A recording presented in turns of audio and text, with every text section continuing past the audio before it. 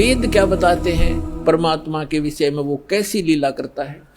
यदि वेदों का अनुवाद ये दास करता, वही करना था जो इन चंद श्लोकों में उन लोगों ने किया है जो भगवान को निराकार मानते हैं। उनकी फाइनल है ये, उनका किनका, आर्य समाज वालों का, महर्षि दयानंद और उनके चेलों का ये फाइनल फैसला है कि भगवान निराकार है, उसका कोई शरीर नहीं है, उसका कोई बॉडी नहीं है। और वेद भी उन्हीं के द्वारा अनुवादित हैं। ये चंद श्लोकों में परमात्मा ने उनकी दुर्बुद्धि पर पत्थर डाल दिए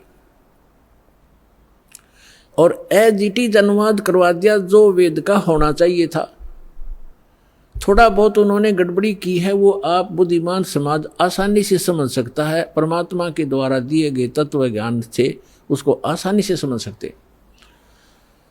तो देख, कमाल की बात है, आपके ऊपर रहम है दाता का कि उन्हीं के द्वारा अनुवादित में ये स्पष्ट है कि परमात्मा मनुष्य सदृश है, वहां से चल कर आता है और वो एक पुण्य आत्माओं को मिलता है, अच्छी आत्माओं को मिलता है। और किस लिए मिलता है? उनको उपदेश देता है, उनको तत्व ज्ञान सुनाता है।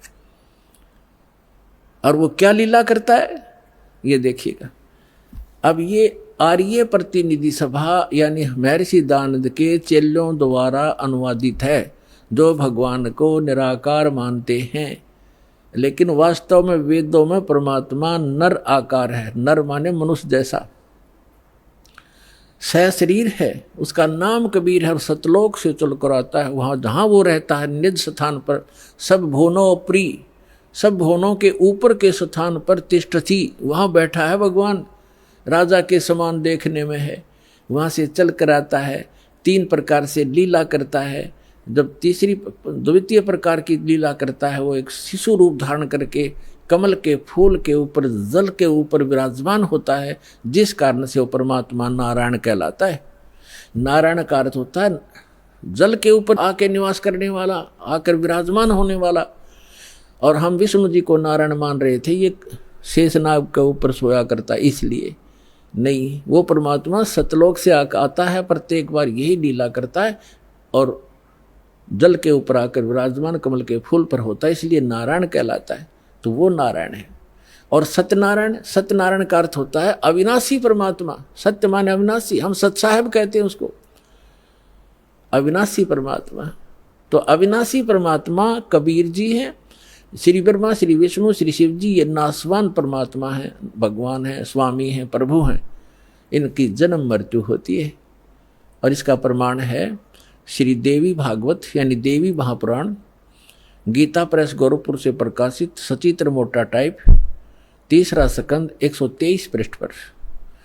भगवान विष्णु स्वयं कहते हैं अपनी माता से कि तुम शुद्ध स्वरूपा हो और ये सारा संसार तुम इसे उद्भासित हो रहा है। मैं ब्रह्मा और शंकर, विष्णु जी करे, आपकी कृपा से विद्यमान है। हमारा आविर्भाव माने जन्म और तिरोभाव माने मृत्यु हुआ करता है, हम अविनाशी नहीं है। और शंकर भगवान कहते हैं, हे माता, ब्रह्मा जी का जन्म आपसे हुआ तो क्या मैं तमोगुण लीला करने वाला शंकर आपका पुत्र नहीं हुआ? अर्थात मेरी भी आप ही जनक हैं, मैं आपका पुत्र हूं और हम केवल नियमित कार्य ही करते हैं। हम तीनों गुणों से उत्पन्न हैं, रजगुण ब्रह्मा, सतगुण विष्णु, तमगुण शिव जी, और हम केवल नियमित कार्य ही कर सकते हैं। जिसके भाग्य में जैसा है वैसा ही दे सकते, उसमें कोई परिवर्तन नहीं कर सकते। श्री देवी महापुराण ने चंद श्लोकों में इन भगवानों की पूर्ण लीला तकरीबन सती थी क्लियर कर दी, स्पष्ट कर दिया, सारे कंसेप्ट क्लियर कर दिए। ये नासवान है, दुर्गा जी इनकी माता है, रजगुण ब्रह्मा, सतगुण विष्णु, तमगुण शिव जी यही हैं और प्रकृति दुर्गा को कहते हैं। और ये केवल नियमित कार्य ही कर सकते। तो जो नारायण है वो परमात्मा है, वास्तव में कबीर साहब है जो ऐसी लीला करता है। अब वेदों में दिखाते हैं आपको कि जब वो परमात्मा आता है शिशु रूप धारण करके, उस समय उनके परवरिश की लीला कुंवारी गायों के द्वारा होती है। ये देखो, अब हम वेद पढ़ रहे हैं, आपको दिखा रहे हैं, ये वेद हैं। अभी आपको दिखाया था, अब और देख फिर पुनः दिखाते हैं। ये कहाँ से प्रकाशित है? सर्वदेशी कार्य प्रतिनिधि सभा, महर्षि दानंद भवन, रामलीला मैदान, नई दिल्ली से। और ये इसके अनुवादक और ये मुद्रक Prince offset printers 1510 Pataudi house, Daryaganj, नई दिल्ली से। और अब हम आपको ऋग्वेद मंडल नंबर 9 का और सूक्त नंबर 1 दिखाते हैं। ये देखिएगा,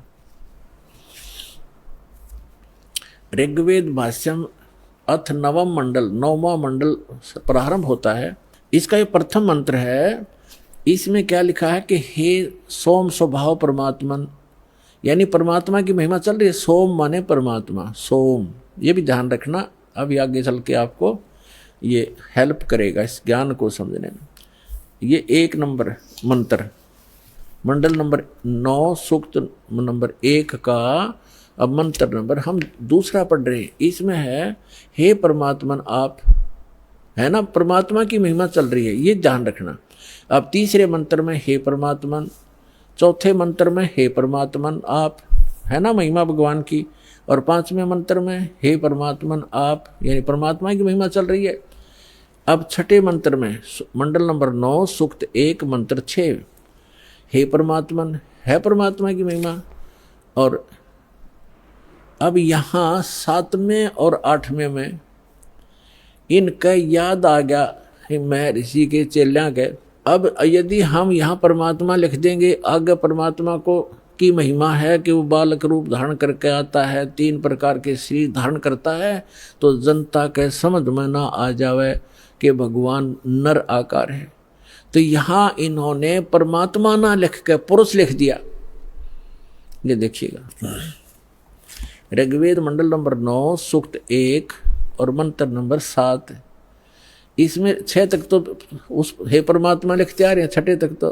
अब 7वें में इनकी बुद्धि फिर थोड़ी सी उकस गई, यहाँ लिख दिया तम उस पुरुष को, उस पुरुष लिख दिया, भगवान नहीं लिखा। अच्छा, यहाँ तीसरा फिर उस पुरुष को। अब ये पुरुष और कंसेप्ट क्लियर करना पड़ेगा, पुरुष माने परमात्मा होता है। अब देखो महर्षि दयानंद के द्वारा ज्ञान दिया गया है कि परमात्मा निराकार है, और जिसको माना है आर्य समाज के व्यक्तियों ने, और पूरा विश्व ही माने बैठा है कि भगवान निराकार है। अब महर्षि दयानंद को हम छोड़ देंगे, क्योंकि हमने वेदों से प्रमाणित करना है कि वेद क्या कहते हैं। यजुर्वेद उन्हीं के द्वारा अनुवाद है, महर्षि दयानंद के द्वारा। यजुर्वेद अध्याय नंबर 40 के मंत्र नंबर 15 और 17 में ये कंसेप्ट कति क्लियर हो जाएगा। जैसे वेद ज्ञान परमात्मा ने दिया, उस पूर्ण परमात्मा ने इसके अंतःकरण में फीड कर दिया। उस मालिक ने जो इसमें लिखना था वो लिख दिया, ताकि हम आसानी से समझ सकें। जिसने आगे वेदों को फिर बताया है, दिया है, समझाया है, उसमें लिखा है कि वेद ज्ञान दाता ये कहता है। अब वेद ज्ञान दाता, अब ये यहाँ काल माना जाएगा ब्रह्म, क्योंकि इसने आगे प्रदान किए हैं और इसको भगवान उस परम पिता ने दिए हैं, इसलिए ये गॉड गिवन है। और आगे जो इसने दिया है वो इस ब्रह्म के द्वारा दिए गए, इसलिए ये ब्रह्म गिवन भी कहे जाते हैं, गीता और ये दोनों वेद। तो यहाँ 40वें अध्याय के 15वें श्लोक में ये खुद कहता है कि मेरा ते कोम नाम है, और 17वें में भी यही स्पष्ट करता है कि मेरा ते कोम नाम है।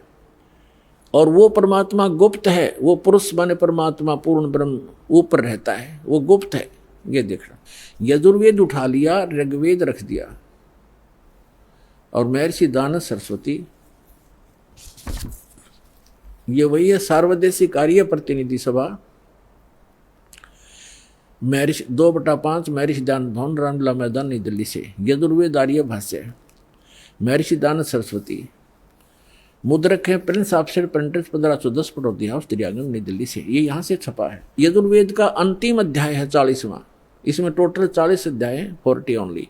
और इसमें 40वें अध्याय में 17 मंत्र हैं, और इसमें पूरे यजुर्वेद का लगभग निष्कर्ष है। अब देखो, ये यजुर्वेद अध्याय नंबर 44 40वां अध्याय है। 40वें अध्याय का ये 15वें मंत्र में वेद ज्ञान दाता कहता है कि वायु अनिलम अमृतम अथिदम भस्मांतम शरीरम। ओम करतो समर किलबे समर करतुम समर। ओम नाम का जाप काम करते करते सिमरण करो।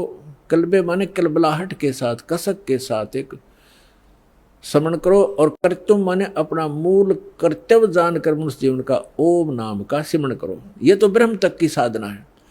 और वायु अनिलम अमृतम अथिदम भस्मांतम शरीरम, यानी जब आपके प्राण समाप्त होंगे उस समय इस ओम नाम के जाप से जितना अमृतम अमृतो, यानी आपको